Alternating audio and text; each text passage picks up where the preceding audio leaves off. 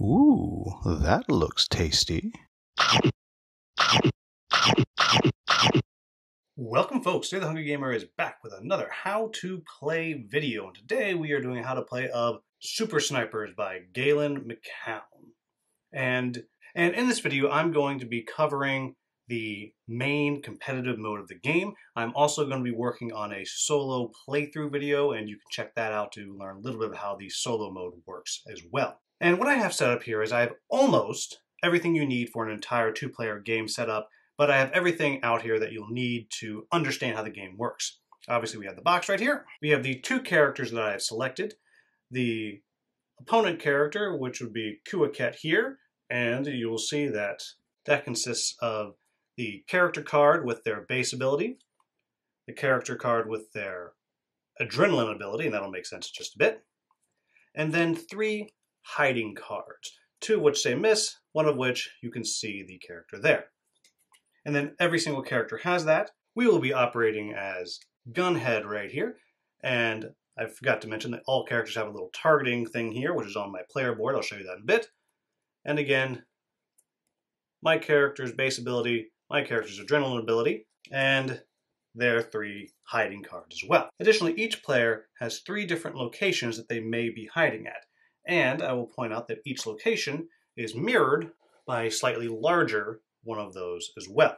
Then over here we have all the solo cards. Again, you can check out the solo playthrough video to learn about that, and the other two core characters in the game. One of the ways you can play the game is a real-time mode, and I'll explain how that works. And each player will actually have a timer for that. Each player will have a bag, and the bag is filled with different polyomino pieces, all shapes that you recognize and different colors. The orange represents time, the purple represents environment, and the white-gray represents breath, things that are very important to sniping. Then you have your targeting grid right here. And this is for the second phase of the game. But on here, you'll notice we have two recalibrate tokens, which can be flipped over. But they start the game flipped up. You have a tactical advantage token, which if you win one of the duels, you'll be allowed to flip over. Then you have your exchange token, you have your concentrate token, and you have your move token, which I will explain later on. Additionally, you have your bullet just over here to the side. Additionally, each player will have an adrenaline token and a ready and go button, along with their three bullets, which mark points. Every time you win a round, you will actually give one of your bullets to the other player. These are actually standees, but for the purposes of this and the top-down view, I have them laid down flat. And three innocent victim meeples, which you'll be trying to protect. In addition to that, over here next to your line of sight, you'll have three of your polyominoes already out, which you'll be selecting in that order. And you have a ready and go button, which you'll understand in just a moment. Now, the very first thing that's going to happen each round is called the hide phase. And what's going to happen is each player is going to take their three hiding cards, and they're going to place them out in front of the other player's three locations. So, as Gunhead, I'd be placing mine on these three locations here. Now, there's not a lot of space simply because I want you to be able to see, but you'll see where they go when I place the enemies on mine. So let's just say I wanted to go ahead and hide at the most difficult location, number 3 right here. I would place my card face down right in front of it, though in this case I'll just put it right on top, and I would place my other two face down on top of the others. And how that works will make sense in just a moment. But for now, I'm going to go ahead and move these three out of the way and demonstrate with just one board how this all works. Now, my opponent will have done this exact same thing, like so. So that means they'll be hiding in one of these three locations, and I'm going to be trying to find them.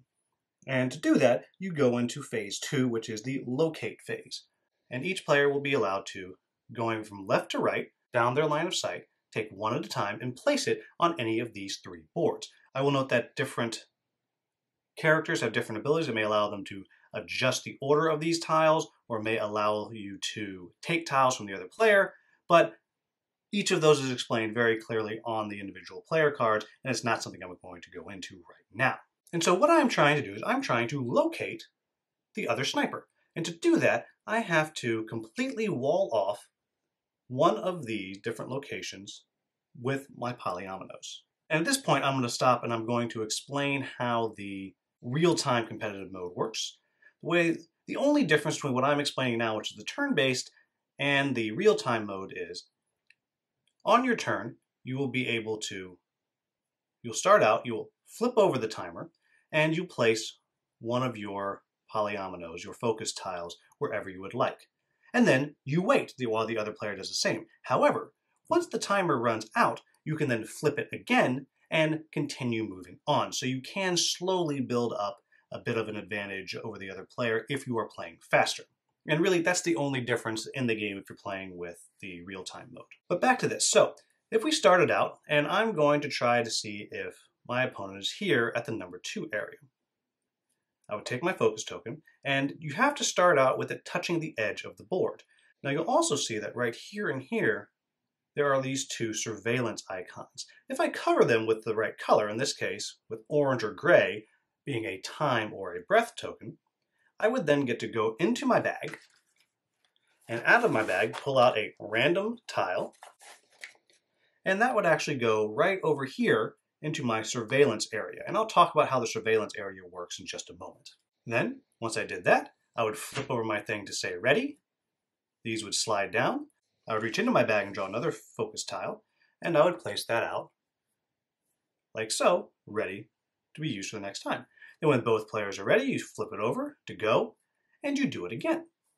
Now, the rules of placement are, if you already have a single color out on the board, you have to connect to them. So this breath token, I could start from another edge of the board if I wanted, or if I so chose, I could even start it over here on another board. I could place it there, and then I would gain another surveillance token for covering up the surveillance tile right here with a breath token. Then again, I would flip and draw another token, and when both players are ready, we would flip and we would go again. Now the way it's going to work is, I'm slowly going to be moving through, doing my very best to block off this area, and I'm going to do my best to cordon this area off as quickly as I possibly can. Now I'm just going to kind of skip ahead and show you how I could place some of these out. So I could then maybe place this one right here. Now I have this purple one, I could go right here, which would have gotten me another surveillance token, and then perhaps I finish up with this one right here. Now that I have covered that whole thing up like so, I have surrounded it, I have successfully checked the area. Then I would flip over the hiding card, and luckily for me, they're there, and I would move on to the next stage of the game. Now, it's also important to note that you do not have to fully block a space off like this. In fact, you could have something that looks a little bit more like this, and that would actually count as well. Additionally, I will point out that you do not actually have to have it completely blocked off like this. If you have it set up to where it is something like this, where you have this diagonal space open, that is still legal. However, this would not be a legal play because this token right here is going off the edge. But you do get the idea that diagonals, even if they're open, they still count as being closed. Now that I've found my target right here, then I would go to my side player boards here, and I would find the one marked location number 2. And I would place it just like that onto my board, and then we'd move on to the third phase of the game, which is called the targeting phase. Now, I will also point out that even if I've moved on to this phase and the other player has not yet found me, they would continue in this phase here until they found me, and then they would move on to the next phase as well. Now, the first thing that you do once you get to this part of the game is you put out your innocent victims. And you just simply place them right out onto the yellow spots on the board. And you will not be able to take out the enemy sniper until you have successfully protected those innocents on the board, and I'll show you how that's done in just a moment. Then the next thing that you do is all of your surveillance tokens that you have, you'll then be able to put out onto the board following the same rules that you had to do when you were doing the locate phase. Meaning you have to start on the edge of the board, and you always have to connect the same color token to the same type. We'll just assume that I would start, perhaps I would place one right here. And what I've done here is I've covered up that gray space, which means I can now flip over the move token. And what the move token does is I'm allowed to use this whenever I want on my turn, and then either move one of my focus tiles that I placed on my grid to somewhere else, or I can take a focus from an opponent's line of sight, that being this right here, and then place it at the very front of my line of sight, meaning it'll be the next one that I pull. I'll place this one right here, and then this other one I will simply place right here. And by covering that with an environment token, I get to flip over the exchange. And what the exchange does is I get to go into my bag and draw another focus tile, and I get to place it just down below right here. Though for the purposes of the camera, I'm going to place it right here on the side. And then at any time when I'm drawing my next focus tile, I can actually swap it out for the one that is right there whenever I would like. And then from here, you're going to move through and do the exact same thing you were doing before.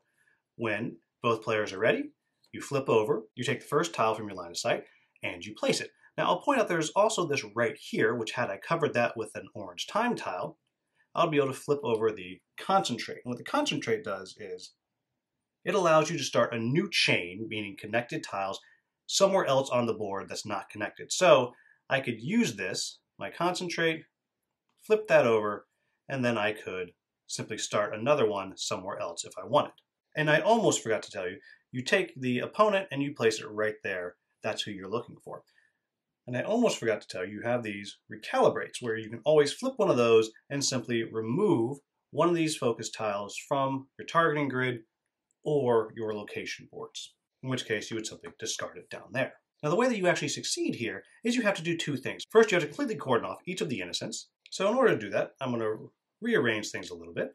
So we'll just pretend that this was right here, and then I will use my switch, place this down here, and then take this one and drop it right here. And so what I've done is I've completely blocked this innocent off from any danger.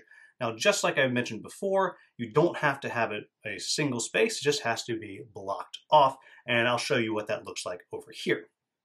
Again, just going to fast forward here and just place them out, not following through the orders of the turn. And now you can see that this victim is also cordoned off. You'll notice again that there is a diagonal space there that does count, and there's actually space around it. And then the last thing that you have to do is you have to completely cordon off your target. And again, just moving forward, perhaps I get my next one and I place that. Now I have my target cordoned off, then I'll be able to actually interrupt the flow of the game, and I can take my bullet, and if I can fit my bullet in there, covering my target, and the entire thing actually fits on the board, then I have successfully hit my target. It is possible for both of you to take each other out on the same turn. However, assuming I hit them, I would give them the first of my 3 bullets, and I would be 1/3 of the way towards winning the game. Now let's talk about what happens in the aftermath of a shot being taken. The first thing is, the winner flips over the tactical advantage. Now what the tactical advantage does is it allows you to flip it over and rearrange your line of sight to whatever it is that you would like it to actually be. Something like that. And you get to keep that until you use it. The loser will get the adrenaline token, which means they have this new token that they're allowed to place whenever they would like, and they get to activate their adrenaline ability, which means that for the next round, at the very least, they'll have 2 abilities that they have that they can use throughout the game. And again, these cards tell you exactly how it is that they work. Now, if you recall at the beginning of the game, we had all of these cards out, and I was lucky enough to find them on the first try. And I should point out, in case it wasn't clear, that let's say I had actually started and not found them, it was a miss, then I would have had to start on one of the other locations and again trying to find them. However, I found them very quickly and I was able to take them out.